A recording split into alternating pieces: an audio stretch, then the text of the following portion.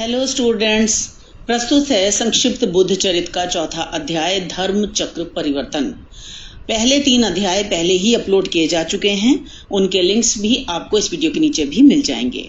आइए शुरू करते हैं। पहले समरी यानी कि सारांश अध्याय का और फिर प्रश्नोत्तर संबंधी चर्चा। काशी गमन। शाक्य मुनि को बुद्धत्व प्राप्ति के बाद शांति का अनुभव हुआ। यद्यपि वे अकेले ही चले थे, पर उनके पीछे पीछे जन समूह चल पड़ा।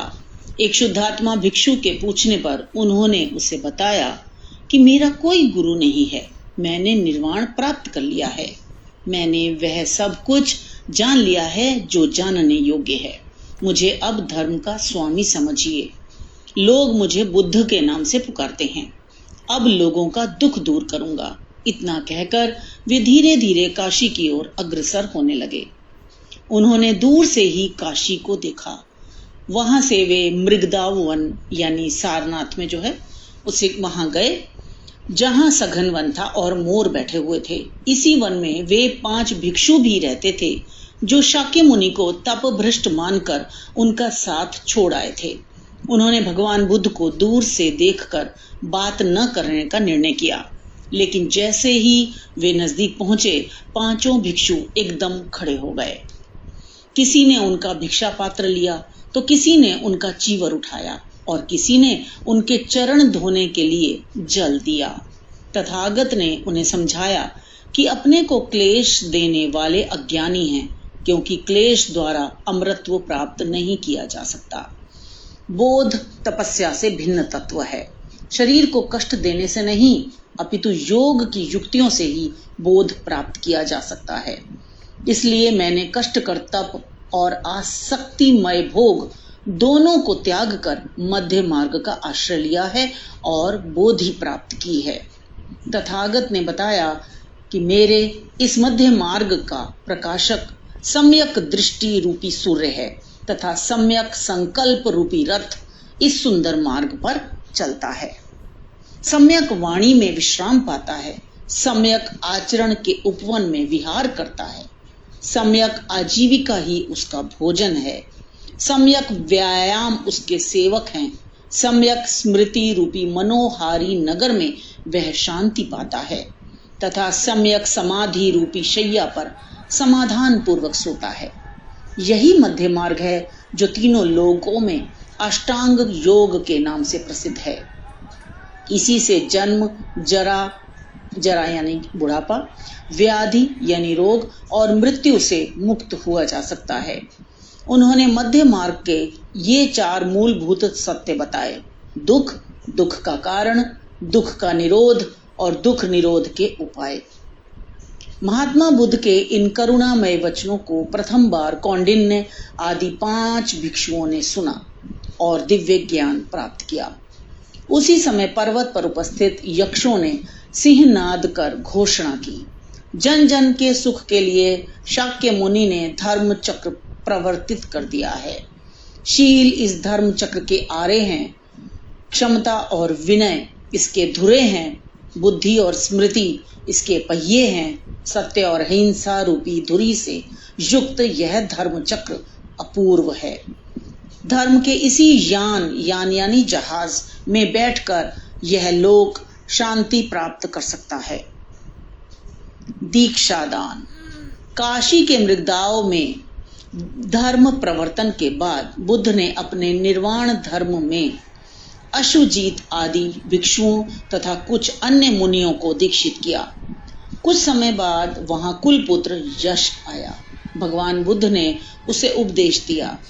उसने पूर्ण साधना से इसी शरीर से अर्हता प्राप्त की। बुद्ध ने बताया कि कोई चिन्ह धर्म का कारण नहीं होता। तथागत ने यश को भिक्षु कहकर संबोधित किया और उसके साथ 54 यानी 54 गृहस्थों को सदधर्म में दीक्षित किया। कुछ समय के पश्चात अपने श्रेष्ठ 8 शिष्यों को विभिन्न दिशाओं में सद्धर्म के प्रचार के लिए भेजा। भगवान बुद्ध गया में काश्यप मुनि के आश्रम में गए। जब भगवान बुद्ध ने उनसे रहने के लिए स्थान मांगा, तो उन्होंने ईर्ष्यावश मारने के लिए एक ऐसी अग्निशाला दे दी जिसमें एक भयंकर सांप रहता था। तथागत उसमें निर्विकार भाव से शांत बैठे रहे। विष की अग्नि ने उन्हें स्पर्श तक नहीं किया। सर्प की फुतकार से अग्निशाला जल उठी, पर तथागत को कुछ नहीं हुआ। यह सब देखकर काश्यप मुनि समझ गए कि यह कोई साधारण मुनि नहीं है। काश्यप मुनि के मन में परिवर्तन हुआ और उन्होंने अपने 500 शिष्यों सहित बौद्ध धर्म स्वीकार कर लिया। काश्यप मुनि के 2 भाई गए और नदी भी भगवान बुद्ध की शरण में आ गए। तभी भगवान बुद्ध को मगधराज बिंबसार को दिया गया वचन याद आया कि बुद्धत्व प्राप्त होने पर वे उन्हें नए धर्म में दीक्षित कर उपदेश देंगे। इसी उद्देश्य को पूरा करने के लिए भगवान बुद्ध अपने शिष्यों के साथ राजगृह के वेणु वन में पहुंचे। जब बिंबसार ने यह सुना तो वे बहुत प्रसन्न हुए और अपने मंत्रियों तथा नगरवासियों सहित उनके दर्शन के लिए चल पड़े। वहां आए सभी लोग काश्यप बंधुओं को महात्मा बुद्ध के शिष्य के रूप में देखकर हैरान रह गए। भगवान बुद्ध ने मगधराज को उपदेश दिया। उनके उपदेशों से मगधराज बिंबसार ने परमार्थ ज्ञान और पूर्ण धर्म दृष्टि प्राप्त की, जिससे उन्होंने परम शांति का अनुभव किया। उन्होंने महामुनि के निवास के लिए वेणुवन उनको भेंट कर दिया। वे आज्ञा पाकर भवन की ओर प्रस्थान कर गए। भगवान बुद्ध के जितेंद्रिय शिष्य अश्वजित भिक्षा के लिए गए तो उनके मुख की शांति और कांति देखकर सभी आकर्षित होने लगे। कपिल संप्रदाय के एक सन्यासी जो अपने शिष्यों के साथ आए हुए थे, उन्होंने अश्वजीत से उनके गुरु का नाम पूछा। अश्वजीत ने कहा, इक्ष्वाकु वंश के सुगत बुद्ध मेरे गुरु हैं। अश्वजीत के उपदेशों से ही उपतिश्य नामक श्रेष्ठ ब्राह्मण को भी ज्ञान प्राप्त हो गया। उसका अंतःकरण शुद्ध हो गया। दोनों भगवान बुद्ध के दर्शन के लिए वेणुवन जाने लगे। मार्ग में मौदगल्यायन को भी सम्यक दृष्टि प्राप्त हुई। तथागत के वचनों से इतने मुग्ध हुए कि उन्होंने जटा और दंड त्याग कर काशाय वस्त्र धारण कर लिए। काशाय यानी गेरुए वस्त्र, यानी केसरिया वस्त्र, जो साधु सन्यासी सैफरन कलर के वस्त्र धारण करते हैं। तथागत की ख्याति सुनकर काश्यप वंश के एक धनी ब्राह्मण ने अपनी पत्नी और संबंधियों को त्याग दिया। ये भगवान बुद्ध के शिष्य बन गए। बाद में इन्हें ही महाकाश्यप के नाम से प्रसिद्धि मिली। अनाथ पिंडत की दीक्षा। एक बार उत्तर की ओर से कौशल देश का एक धनी गृहपति वेणुवन आया। वह गरीबों को दान देता था। सुदत्त नाम से प्रसिद्ध था। महामुनि का नाम सुन वह भी उनके पास गया और श्रद्धा पूर्वक प्रणाम किया। तथागत ने उनका श्रद्धा भाव देखते हुए कहा कि तुम परम पद के दर्शन करो। निष्काम दान करने से इस लोक में यश और परलोक में उत्तम फल मिलते हैं। अतः तुम दान करो, शील और शिष्टाचार का पालन करो, विषयों की आसक्ति त्याग कर सभी प्रकार के दुखों से मुक्त हो जाओ। सुदत्त ने आदर पूर्वक निवेदन करते हुए कहा, मैं श्रावस्ती नगर का निवासी हूँ। मैं वहां आपके लिए एक विहार बनाना चाहता हूँ। आप जैसे अनासक्त के लिए वन और राजभवन दोनों ही समान हैं। फिर भी मुझ पर दया कर आप वहां पधारें और निवास करें। भगवान बुद्ध ने सुदत्त का अनुरोध स्वीकार कर लिया। उन्होंने अपने एक शिष्य उपतिश्य को उसके साथ भेज दिया। उन्हें मनोहर वृक्षों से भरा जेतवन ही सबसे उपयुक्त स्थान लगा। उस भूमि का स्वामी बहुत लोभी था। उसने बहुत सा धन लेकर भूमि दी, परंतु शीघ्र ही उसका मन बदल गया और भगवान बुद्ध के लिए प्रेम उत्पन्न हो गया। उसने शेष वन भी तथागत के विहार के लिए दे दिया। विहार का मतलब होता है घूमना, घूमने के लिए, विचरण करने के लिए। सुदत्त ने विहार निर्माण का कार्य उपतिश्य की देखभाल में प्रारंभ कर दिया। धीरे धीरे विशाल विहार बनकर तैयार हो गया। पिता पुत्र मिलन। भगवान बुद्ध के ज्ञान से प्रभावित होकर अनेक दर्शनों के आचार्य भी उनके शिष्य बन गए। महात्मा बुद्ध के धर्म का प्रचार प्रसार फैलता गया। वे काफी समय तक राजगृह में निवास करते रहे। एक दिन उन्हें याद आया कि उन्होंने अपने पिता और मंत्रियों को वचन दिया था कि ज्ञान प्राप्त करके वे कपिल वस्तु लौटेंगे उन्होंने अपने शिष्यों सहित कपिल वस्तु की ओर प्रस्थान किया। राजा को अपने गुप्तचरों से बुद्ध के आने की सूचना मिल गई थी। राजा अपने पुत्र के आगमन का समाचार सुनकर बहुत प्रसन्न हुए। उनकी आंखों से आंसू बह निकले। वे अपने पुत्र से मिलने चल पड़े।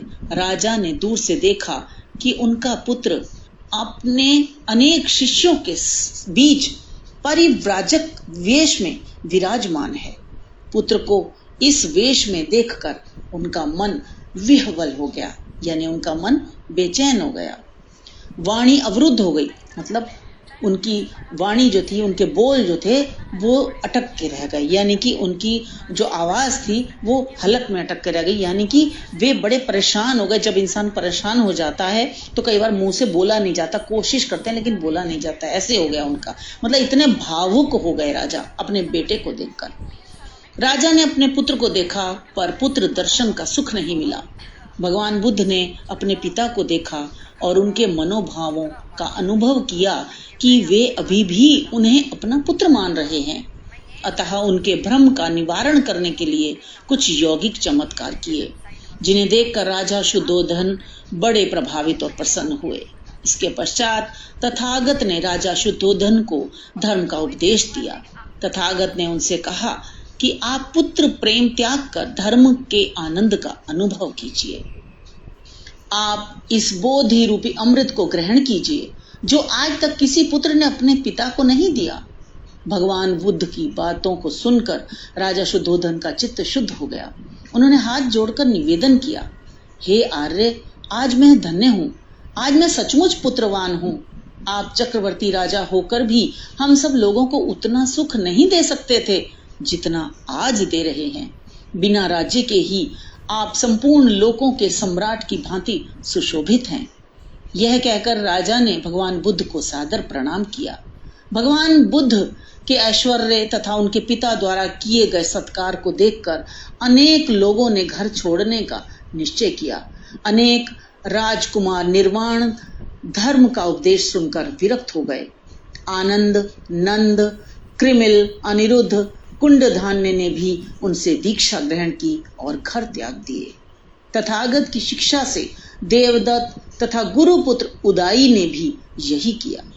अत्रि नंदन उपाली ने भी दीक्षा ग्रहण की। राजा शुद्धोधन ने भी अपना राज्य भार अपने भाइयों को सौंप दिया और स्वयं राजर्षियों की तरह रहने लगे। सिद्धार्थ ने अपना लक्ष्य सिद्ध करके अपने दीक्षित शिष्यों तथा पूर्ववासियों के साथ नगर में प्रवेश किया। अश्रु बहाते हुए पूर्ववासियों ने पुष्प वर्षा कर उनका स्वागत किया। नगर की स्त्रियां कुमार को भिक्षु वेश में देखकर विलाप करने लगी, यानी रोने बिलखने लगी। यशोधरा अत्यंत शोक विह्वल हो गई, मतलब शोक से व्याकुल हो गई।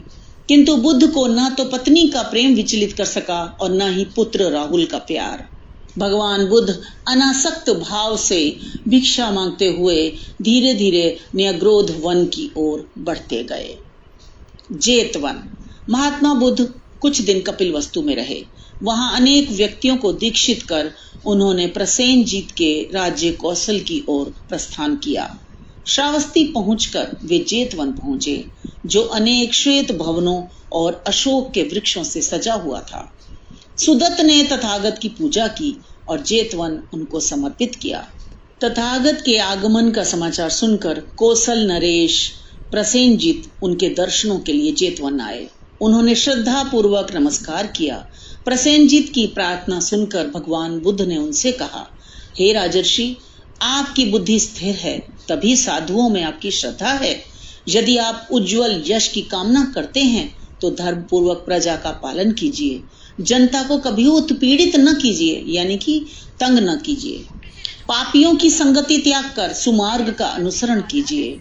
राजा प्रसेनजीत को दीक्षित हुआ देखकर कुछ तीर्थक साधुओं ने राजा के तत्वबोध पर शंका व्यक्त की। तथागत ने उनकी शंकाओं का समाधान किया। कौशल से तथागत राजगृह आए। उन्होंने वहां ज्योतिषिक, जीवक, शूर, श्रोण, अंगद आदि को उपदेश देकर उन्हें संघ में दीक्षित किया। राजगृह से तथागत गांधार देश गए। वहां पुष्कर नाम का राजा राज करता था। पुष्कर ने भगवान से ज्ञान प्राप्त कर अपना राजपाट त्याग कर संन्यास ग्रहण कर लिया। भगवान बुद्ध गांधार से विपुल पर्वत आए और वहां हेमवत और साताग्र नाम के यक्षों को उपदेश दिया। फिर वहां से आपण नगर पहुंचे। वहां क्रूर कर्मों में लगे डाकू अंगुलीमाल को अपने धर्म में दीक्षित किया।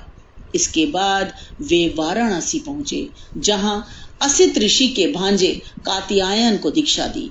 इस प्रकार भगवान बुद्ध का यश चारों ओर फैल गया। इससे देवदत्त को बहुत ईर्ष्या होने लगी। देवदत्त ने पहले संघ में मतभेद का कुचक्र चलाया, यानी षड्यंत्र चलाया उसने, परंतु सफलता नहीं मिली। इसके बाद तथागत को समाप्त करने का प्रयास किया, पर महात्मा बुद्ध को कोई हानि न पहुंचा सका। एक बार उन्होंने तथागत के पीछे मदमत हाथी छुड़वा दिया, यानी कि एक हाथी जो थोड़ा पागल सा था उसको छुड़वा दिया महात्मा बुद्ध के पीछे। लोगों ने चिल्लाकर उन्हें रोकना चाहा। कुछ शिष्य भी डरकर भाग खड़े हुए, पर तथागत शांत और निर्विकार भाव से आगे बढ़ते गए। भगवान बुद्ध को सामने देखकर मदोन्मत्त हाथी एकदम शांत हो सिर झुकाकर बैठ गया। यह देखकर सब लोग तथागत की प्रशंसा करने लगे। जिनके हृदय में धर्म के लिए श्रद्धा नहीं थी, उनके हृदय में श्रद्धा उत्पन्न हो गई, और जिनके हृदय में थोड़ी श्रद्धा थी वह और दृढ़ हो गई, यानी और श्रद्धा बढ़ गई। राजमहल की अट्टालिका पर खड़े अजात शत्रु यह सब देख रहे थे। उनका हृदय भी धर्म के प्रति आस्थावान हो उठा। आम्रपाली के उद्यान में तथागत राजगृह से पाटलिपुत्र आए। उस समय मगध राज के मंत्री वर्षाकार लिच्छवियों को शांत करने के लिए एक दृढ़ दुर्ग बनवा रहे थे। तथागत ने उसे देख भविष्यवाणी की, शीघ्र ही यह नगर विश्व का महत्वपूर्ण नगर होगा और सर्वत्र ख्याति प्राप्त करेगा। मंत्री ने महात्मा बुद्ध की पूजा की और आशीर्वाद प्राप्त किया। इसके बाद तथागत जिस द्वार से गंगा की ओर गए, वर्षाकार ने उसका नाम गौतम द्वार रखा। गंगा पार कर वे कुटी ग्राम में आए और धर्म का उपदेश दिया। कुछ समय के बाद नंदी ग्राम गए और वहां से वैशाली की ओर प्रस्थान किया। वैशाली पहुंचकर उन्होंने उस समय की सर्वाधिक सुंदर स्त्री आम्रपाली के उद्यान में निवास किया। उद्यान का मतलब होता है बगीचा, उपवन। आम्रपाली को यह सुनकर प्रसन्नता हुई कि भगवान बुद्ध उसके उद्यान में ठहरे हुए हैं। वह भगवान के दर्शन के लिए चल पड़ी।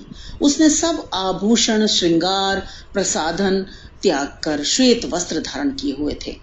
उसे आते देखकर भगवान बुद्ध ने अपने शिष्यों को सावधान किया और संयम बनाए रखने के लिए कहा। संयम किस लिए बनाए रखने के लिए कहा? कि कहीं ये सुंदर स्त्री को देखकर अपना संयम, अपना सब्र खो ना बैठे और कहीं पथ से भ्रष्ट ना हो जाएं। इस वजह से तभी आम्रपाली हाथ जोड़कर उपस्थित हो गई। मुनि को सामने देखकर वह बहुत प्रसन्न हुई। आम्रपाली ने श्रद्धा और शांत भाव से प्रणाम किया। भगवान बुद्ध ने आम्रपाली को उपदेश देते हुए कहा, हे सुंदरी, तुम्हारा आशय पवित्र है, क्योंकि तुम्हारा मन शुद्ध है, तुम्हारा चित्त धर्म की ओर प्रवृत्त है। यही तुम्हारा सच्चा धन है, क्योंकि अनित्य संसार में धर्म ही नित्य है। देखो, आयु यौवन का नाश करती है, यानी कि उम्र जो है वो जवानी को खत्म कर देती है। रोग शरीर का नाश करता है और मृत्यु जीवन का नाश करती है, परंतु धर्म का नाश कोई नहीं कर सकता। यद्यपि आम्रपाली नवयुवती थी, फिर भी उसमें बुद्धि की गंभीरता और आशय की पवित्रता थी। उसने भगवान के उपदेशों को प्रसन्नता पूर्वक सुना, जिससे उसके मन की समस्त वासनाएं समाप्त हो गईं। वह तथागत के चरणों में गिर पड़ी और भगवान बुद्ध से निवेदन किया, हे देव, आपने अपने लक्ष्य को प्राप्त कर लिया है, आपने संसार को पार कर लिया है। हे साधु, आप मुझ पर दया करें और धर्म लाभ के लिए मेरी भिक्षा स्वीकार करें, मेरे जीवन को सफल करें। भगवान बुद्ध ने आम्रपाली की सच्ची भक्ति भावना को जानकर उसकी प्रार्थना स्वीकार कर ली। छात्रों, अब हम देख लेते हैं प्रश्नोत्तर। पहला प्रश्न, बुद्धत्व प्राप्त करने के बाद सिद्धार्थ ने प्रथम उपदेश कहाँ और किन्हें दिया? उत्तर लिखेंगे, बुद्धत्व प्राप्त करने के बाद सिद्धार्थ ने प्रथम उपदेश मृगदाव वन में 5 भिक्षुओं को दिया। पहले तो उन्होंने मोहवश उनका उपदेश ग्रहण करने से मना कर दिया, पर तथागत के समझाने पर वे मान गए। भगवान बुद्ध ने उन्हें मध्य मार्ग का उपदेश दिया। अगला प्रश्न, अष्टांग योग की प्रमुख बातों का उल्लेख कीजिए। अष्टांग योग की प्रमुख बातें हैं, अष्टांग योग जो मध्य मार्ग भी है, इसका प्रकाशक सम्यक दृष्टि रूपी सूर्य है तथा सम्यक संकल्प रूपी रथ इस सुंदर मार्ग पर चलता है। सम्यक वाणी में विश्राम पाता है, सम्यक आचरण के उपवन में विहार करता है, सम्यक आजीविका ही उसका शुद्ध भोजन है, सम्यक व्यायाम उसके सेवक हैं, सम्यक स्मृति रूपी मनोहारी नगर में वह शांति पाता है और सम्यक समाधि रूपी शैया पर समाधान पूर्वक सोता है। तो अष्टांग योग की कौन सी कितनी बातें हो गई? 8 बातें। पहला सम्यक दृष्टि, दूसरा सम्यक संकल्प, तीसरा सम्यक वाणी, चौथा सम्यक आचरण, पांचवा सम्यक आजीविका, छठा सम्यक व्यायाम, सातवां सम्यक स्मृति और आठवां सम्यक समाधि। अगला प्रश्न, भगवान बुद्ध काशी से राजगृह क्यों गए? भगवान बुद्ध काशी से राजगृह मगध राज बिंबसार को अपने नए धर्म में दीक्षित करने के लिए गए। उन्हें याद आया कि उन्होंने बिंबसार को वचन दिया था कि उन्हें बुद्धत्व प्राप्त हो जाएगा तो वे उन्हें नए धर्म से दीक्षित कर उपदेश देंगे। अगला प्रश्न, सुदत्त ने भगवान बुद्ध से क्या निवेदन किया? इसका उत्तर लिखेंगे। सुदत्त ने निवेदन किया, मैं श्रावस्ती नगर का निवासी हूँ, मैं वहां आपके लिए एक विहार बनाना चाहता हूँ। आप जैसे अनासक्त के लिए वन और राजभवन दोनों ही एक समान हैं, फिर भी दया करके आप वहां पधारें और निवास करें। अगला प्रश्न, तथागत ने कर्म के बारे में शुद्धोधन को क्या समझाया? तथागत ने समझाया, यह सारा संसार कर्म से बंधा हुआ है, अतः कर्म का स्वभाव, कर्म का कारण, कर्म का फल और कर्म का आश्रय, इन चारों रहस्यों को समझिए, क्योंकि कर्म ही है जो मृत्यु के बाद भी मनुष्य का अनुगमन करता है। आप इस सारे जगत को जलता हुआ समझकर उस पथ की खोज कीजिए जो शांत है, ध्रुव है, जहां न जन्म है, न मृत्यु, न श्रम और न दुख। आपकी पाठ्य पुस्तक का अंतिम प्रश्न है, आम्रपाली कौन थी? तथागत ने उसे क्या समझाया? आम्रपाली वैशाली नगर की सर्वाधिक सुंदर स्त्री और वैशाली की नगर वधू थी। भगवान बुद्ध ने उसी के उद्यान में ठहरे थे। आम्रपाली ने बुद्ध के दर्शन किए। उसे समझाते हुए उन्होंने कहा, तुम्हारा मन शुद्ध है और धर्म की ओर प्रवृत्त है, यही तुम्हारा सच्चा धन है। इस अनित्य संसार में धर्म ही नित्य है। आयु यौवन का नाश करती है, रोग शरीर का नाश करता है, मृत्यु जीवन का नाश करती है, परंतु धर्म का नाश कोई नहीं कर सकता। छात्रों, आइए अब हम देखते हैं और प्रश्न जिनके उत्तर 1, 2, 3, 4 लाइनों के हैं, छोटे छोटे उत्तर होंगे, तो वो भी देख लेते हैं एक बार। वो मैं आपके साथ चर्चा कर रही हूँ। लोग सिद्धार्थ को बुद्ध क्यों कहते थे? सिद्धार्थ ने निर्वाण प्राप्त कर लिया था और यह सब जो जानने योग्य था वो जान लिया था। शत्रु के समान सभी क्लेशों को जीतने के कारण लोग उन्हें बुद्ध कहते थे। बुद्धत्व का क्या असर होता है? जैसे दीपक के जलने मात्र से ही अंधकार समाप्त हो जाता है, वैसे ही बुद्धत्व की प्राप्ति के बाद भी सभी इच्छाएं स्वयं ही समाप्त हो जाती हैं। 5 तत्व कौन कौन से माने जाते हैं? 5 तत्व हैं अग्नि, आकाश, वायु, पृथ्वी और जल। मृगदाव वन में कौन से 5 भिक्षु रहते थे? सिद्धार्थ को आते देखकर उन्होंने क्या निश्चय किया? मृगदाव वन में वे 5 भिक्षु रहते थे जिन्होंने शाक्य मुनि को तप भ्रष्ट मानकर छोड़ दिया था। सिद्धार्थ को आते देखकर उन्होंने निश्चय किया कि वे उन्हें अभिवादन नहीं करेंगे। मध्य मार्ग के 4 मूलभूत सत्य कौन से हैं? मध्य मार्ग के 4 मूलभूत सत्य हैं दुख, दुख का कारण, दुख का निरोध और दुख के निरोध के उपाय। अगला प्रश्न, 5 भिक्षुओं में किसे प्रधान धर्मवेत्ता माना जाता है? 5 भिक्षुओं में से कौंडिन्य को ही प्रधान धर्मवेत्ता माना जाता है। यक्षों ने सिंहनाद कर क्या घोषणा की? पर्वत पर उपस्थित यक्षों ने सिंहनाद कर यह घोषणा की कि जन जन के सुख के लिए शाक्य मुनि ने धर्म चक्र प्रवर्तित कर दिया है। शील इस धर्म चक्र के आरे हैं। क्षमा और विनय इसके धुरे हैं, बुद्धि और स्मृति इसके पहिए हैं। सत्य और अहिंसा रूपी धुरी से युक्त यह धर्म चक्र अपूर्व है। धर्म के इसी यान में बैठकर यह लोक शांति प्राप्त कर सकता है। अगला प्रश्न, यश नामक कुलपुत्र पर उपदेश का क्या प्रभाव पड़ा? यश नामक कुलपुत्र को बुद्ध के वचन सुनकर ऐसी शांति मिली जैसे धूप में तपे व्यक्ति को नदी की जलधार में मिलती है। अगला प्रश्न, अर्हता प्राप्त 8 श्रेष्ठ शिष्यों को तथागत ने क्या कहा? अर्हता प्राप्त 8 श्रेष्ठ शिष्यों को तथागत ने कहा, हे भिक्षुओं, तुम सब कृतार्थ हो गए हो, तुम अलग अलग दिशाओं में जाकर सद्धर्म का उपदेश दो। अगला प्रश्न, भगवान बुद्ध गया पहुंचकर किसके आश्रम में गए? वहां क्या घटना घटी? गया पहुंचकर भगवान बुद्ध काश्यप मुनि के आश्रम में गए। वहां उन्होंने रहने के लिए कुछ स्थान मांगा। काश्यप मुनि ने ईर्ष्यावश उन्हें मारने की इच्छा से ऐसी अग्निशाला में ठहराया जहां एक भयंकर विषधर रहता था। अगला प्रश्न, कात्यायन कौन था? कात्यायन महर्षि असित का भांजा था। गौतम द्वार किसे कहा जाता है? पाटलिपुत्र पहुंचकर तथागत नगर के जिस द्वार से गंगा तट पर गए उस द्वार का नाम गौतम द्वार रखा गया। अगला प्रश्न, तथागत ने आम्रपाली की भिक्षा क्यों स्वीकार की? आम्रपाली की सच्ची भक्ति भावना को देखकर तथागत ने उसकी भिक्षा स्वीकार की। 5 भिक्षु कहाँ रहते थे? 5 भिक्षु मृगदाव वन में रहते थे। 5 भिक्षु सिद्धार्थ को छोड़कर क्यों चले गए? जब शाक्य मुनि ने नंदबाला के हाथ से बनी खीर ग्रहण की तो ये 5 भिक्षु शाक्य मुनि को तप भ्रष्ट मानकर छोड़ आए थे। वीडियो को लाइक करें, दोस्तों के साथ शेयर करें और सब्सक्राइब करना बिल्कुल ना भूलें। मिलते हैं अगली वीडियो में। धन्यवाद।